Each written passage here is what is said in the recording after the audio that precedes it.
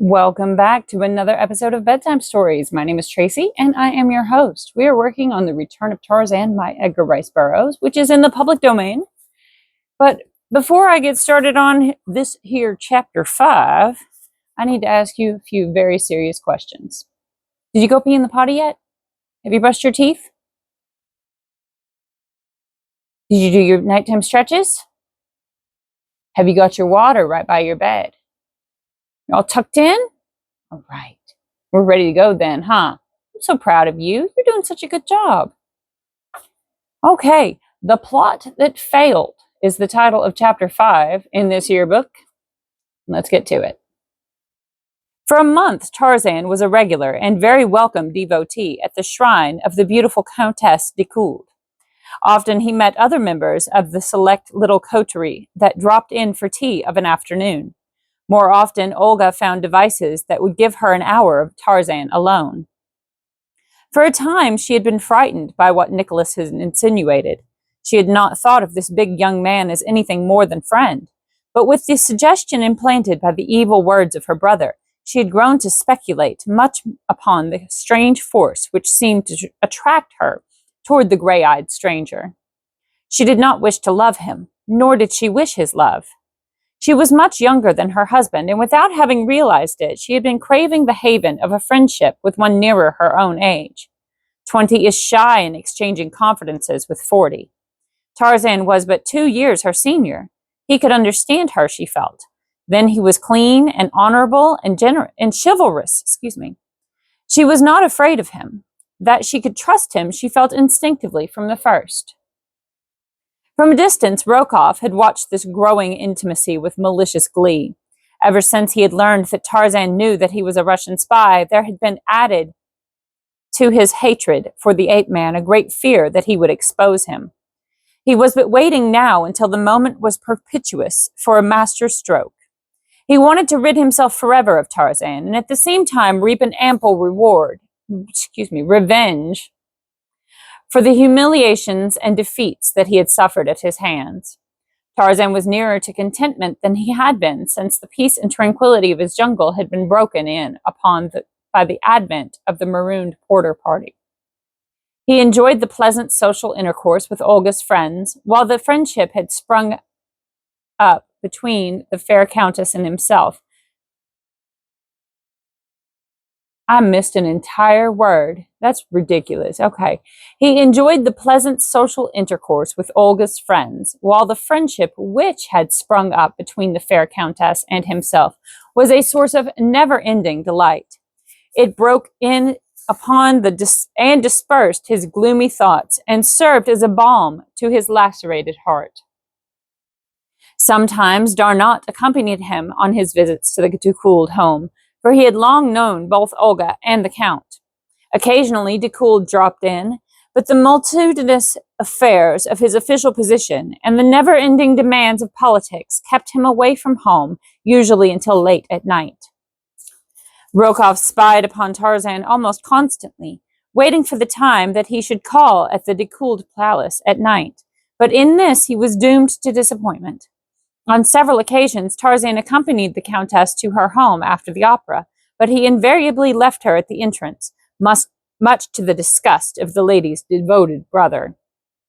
Finding that it seemed impossible to trap Tarzan through any voluntary act of his own, Rokoff and Paulvitch put their heads together to hatch a plan that would trap the ape-man in all the circumstantial evidence of a compromising position.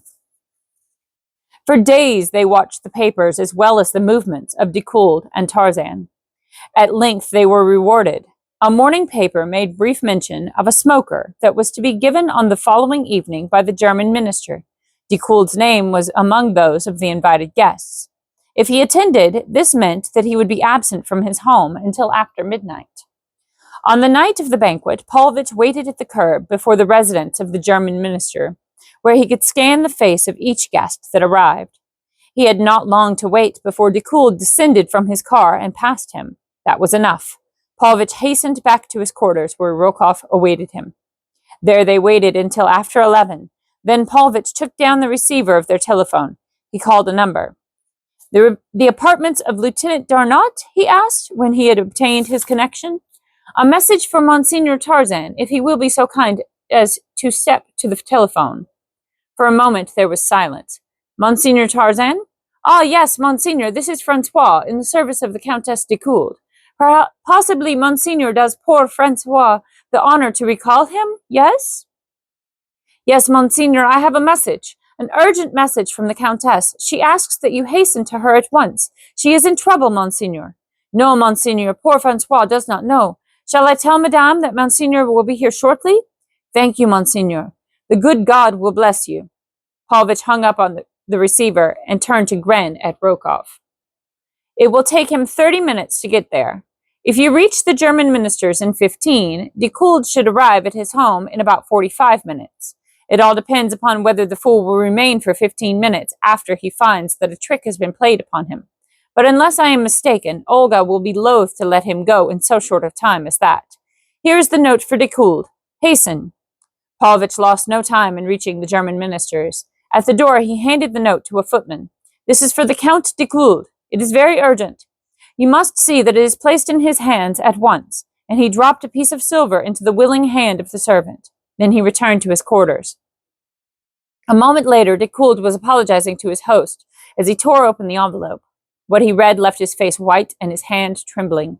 Monsignor le Count de Could, one who wishes to save the honor of your name takes this means to warn you that the sanctity of your home is in this minute in jeopardy. A certain man who for months has been a constant visitor there during your absence is now with your wife. If you go at once to your countess's boudoir, you will find them together. A friend. 20 minutes after Paulvitch had called Tarzan, Rokoff obtained a connection with Olga's private line. Her maid answered the telephone, which was in the countess's boudoir. But Madame has retired, said the maid, in answer to Rokoff's request to speak with her. This is a very urgent message for the countess's ears alone, replied Rokoff. Tell her that she must arise and slip something about her and come to the telephone. I shall call up again in 5 minutes. Then he hung up his receiver. A moment later, Paulvitch entered. The Count has the message? Asked Rokoff. He should be on his way to his home by now, replied Paulvitch. Good. My lady will be sitting in her boudoir, very much in negligee about now. In a minute, the faithful Jacques will escort Monsignor Tarzan into her presence without announcing him. It will take a few minutes for explanations. Olga will look very alluring in the filmy creation that is her nightdress, and the clinging robe, which but half conceals the charms that the former does not conceal at all. Olga will be surprised, but not displeased. If there is a drop of red blood in the man, the Count will break in upon a very pretty love scene in about 15 minutes from now. I think we have planned marvelously, my dear Alexis. Let us go out and drink to the very good health of Monsignor Tarzan in some of old Plancon's unparalleled absinthe, not forgetting that the Count de Could is one of the best swordsmen in Paris, and by far the best shot in all France. When Tarzan reached Olga's, Jacques was awaiting him at the entrance. This way, Monsignor, he said, and led the way up the broad marble staircase. In another moment he had opened a door, and drawing aside a heavy curtain, ubiquitously bowed Tarzan into a dimly lighted apartment. Then Jacques vanished. Across the room from him, Tarzan saw Olga seated before a little desk on which stood her telephone. She was tapping impatiently upon the polished surface of the desk. She had not heard him enter. Olga, he said, what is wrong? She turned toward him with a little cry of alarm. Jean, she cried, what are you doing here? Who admitted you? What does this mean? Tarzan was thunderstruck, but in an instant he realized a part of the truth. Then you did not send for me, Olga? Send for you at this time of night? Mon Dieu, Jean, do you not think I am quite mad? Do you think I am quite mad? Francois telephoned me to come at once, that you were in trouble and wanted me. Francois? Who in the world is Francois? He said that he was in your service. He spoke as though I should recall the fact. There is no one by that name in my employ. Someone has played a joke on you, Jean. And Olga laughed. I fear that it may be a most sinister joke, Olga, he replied. There is more back of it than humor. What do you mean? You do not think that... Where is the Count? He interrupted. At the German ambassador's. This is another move by your estimable brother. Tomorrow the Count will hear of it. He will question the servants. Everything will point to what Rokoff wishes the Count to think. The scoundrel, cried Olga. She had arisen and come close to Tarzan, where she stood looking up into his face. She was very frightened. In her eyes was an expression that the hunter sees in those of a poor, terrified doe, puzzled, questioning. She trembled, and to steady herself, raised her hands to his broad shoulders. What shall we do, Jean? She trembled. It is terrible. Tomorrow all Paris will read of it. He will see to it. Her look, her attitude, her words were eloquent of the age-old appeal of defenseless women to her natural protector, man.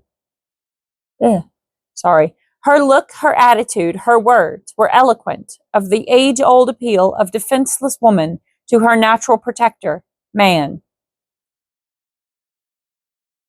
And yet. Anyway, moving on. Tarzan took one of the warm little hands that lay on his breast in his own strong one. The act was quite involuntary, and almost equally so was the instinct of protection that threw a sheltering arm around the girl's shoulder. The result was electric. Never before had he been so close to her. In startled guilt, they looked suddenly into each other's eyes, and where Olga Decouled should have been strong, she was weak. For she crept closer into the man's arms and clasped her own around his neck. And Tarzan of the Apes?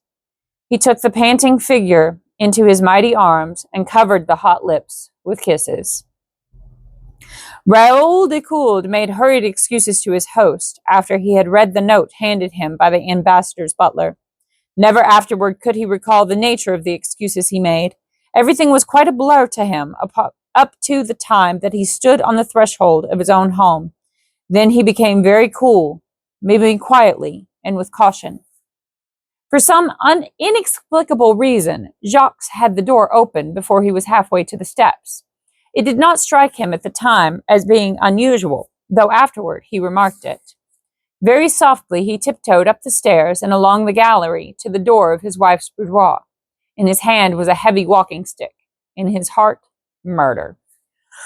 Excuse me. Olga was the first to see him. With a horrified shriek, she tore herself from Tarzan's arms, and the ape-man turned just in time to ward with his arm a terrific blow that Decouled had aimed at his head. Once, twice, 3 times the heavy stick fell with lightning rapidity, and each blow aided in the transition of the ape-man back to the primordial. With the low guttural snarl of the bull ape, he sprang for the Frenchman. The great stick was torn from his grasp and broken in two as though it had been matchwood, to be flung aside as the now infuriated beast charged for his adversary's throat. Olga Decouled stood a horrified specter of the terrible scene which ensued during the next brief moment.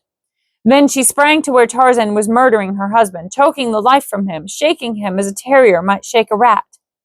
Frantically, she tore at his great hands. "Mother of God!" she cried. "You are killing him! You are killing him! Oh, Jean, you are killing my husband!" Tarzan was deaf with rage. Suddenly, he hurled the body to the floor, and placing his foot upon the upturned breast, raised his head. Then through the palace of the Count Decouled rang the awesome challenge of the bull ape that is made a kill. From cellar to attic, the horrid sound searched out the servants and left them blanched and trembling. The woman in the room sank to her knees beside the body of her husband and prayed. Slowly the red mist faded from before Tarzan's eyes. Things began to take form. He was regaining the perspective of civilized man. His eyes fell upon the figure of the kneeling woman. "Olga," he whispered. She looked up, expecting to see the maniacal light of murder in the eyes above her. Instead, she saw sorrow and contrition. "Oh, Jean," she cried, "see what you have done. He was my husband. I loved him, and you have killed him." Very gently, Tarzan raised the limp form of the Count Decouled and bore it to a couch. Then he put his ear to the man's breast. "Some brandy, Olga," he said. She brought it, and together they forced it between his lips. Presently a faint gasp came from the white lips. The head turned, and Decouled groaned. "He will not die," said Tarzan. "Thank God." "Why did you do it, Jean?" she asked. "I do not know. He struck me, and I went mad. I have seen the apes of my tribe do the same thing. I have never told you my story, Olga. It would have been better had you known it. This might not have happened. I never saw my father. The only mother I ever knew was a ferocious she-ape. Until I was 15, I had never seen a human being. I was 20 before I saw a white man. A little more than a year ago, I was a naked beast of prey in an African jungle. Do not judge me too harshly. 2 years is too short a time in which to attempt to work the change in an individual that it has taken countless ages to accomplish in the white race. I do not judge you at all, Jean. The fault is mine. You must go now. He must not find you here when he regains consciousness. Goodbye. It was the sorrowful Tarzan who walked with bowed head from the palace of the Count de Gould. Once outside, his thoughts took definite shape, to the end that 20 minutes later he entered a police station not far from the Rue Mao.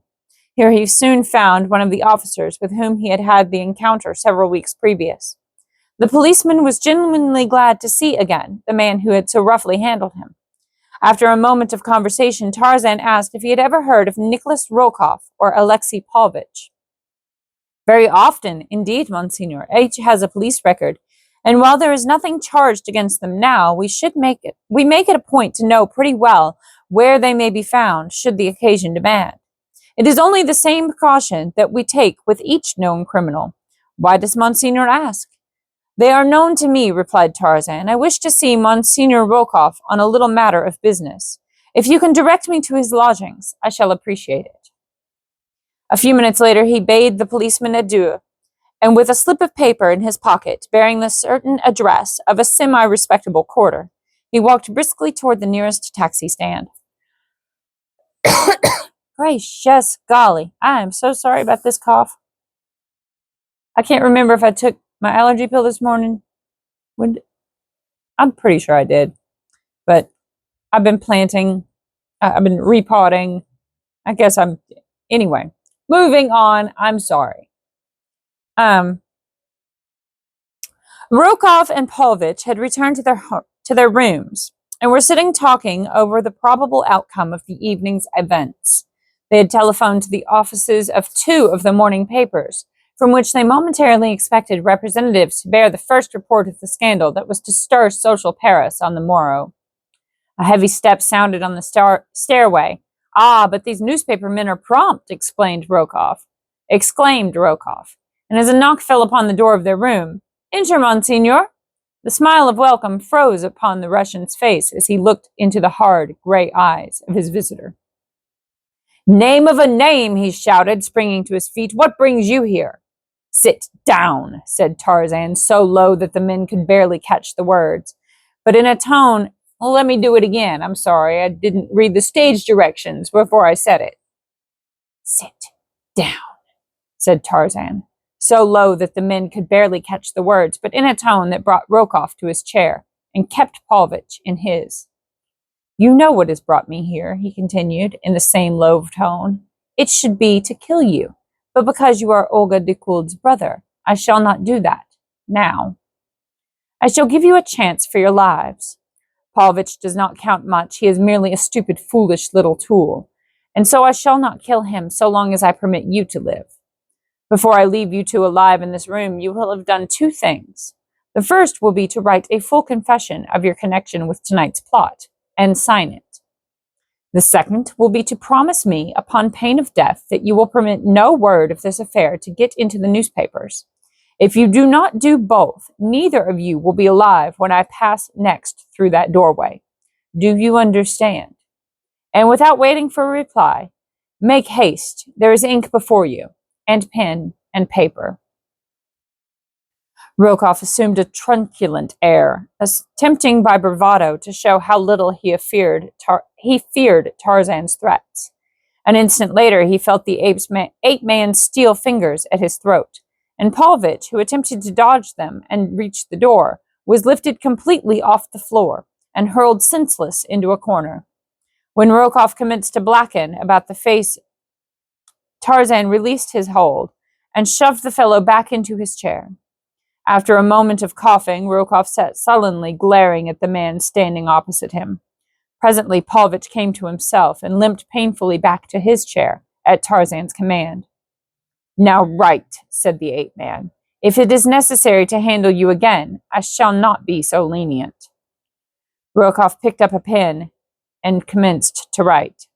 See that you omit no detail and that you mention every name, cautioned Tarzan. Presently there was a knock at the door. Enter, said Tarzan. A dapper young man came in. I am from the Matin, he announced. I understand that Monsignor Rokoff has a story for me. Then you are mistaken, Monsignor, replied Tarzan. You have no story for publication, have you, my dear Nicholas? Rokoff looked up from his writing with an ugly scowl upon his face. No, he growled, I have no story for publication now. Nor ever, my dear Nicholas. And the reporter did not see the nasty light in the ape-man's eye, but Nicholas Rokoff did. Nor ever, he repeated hastily. It is too bad that Monsignor has been troubled, said Tarzan, turning to the newspaper man. I bid Monsignor good evening, and he bowed the dapper young man out of the room and closed the door in his face. An hour later, Tarzan, with a rather bulky manuscript in his coat pocket, turned at the door leading from Rokoff's room. Were I you, I should leave France, he said, for sooner or later I shall find an excuse to kill you that will not in any way compromise your sister. And that's the end of chapter 5. What'd you think? Pretty exciting. Tarzan always knows what to do, doesn't he? Except for when he kissed that girl. That was not the right thing to do. But what are you going to do? He's 20 years old. Good night. Sleep tight. Don't let the bedbugs bite. And if they do, you bite them back, okay? I love you so much. Sweet dreams.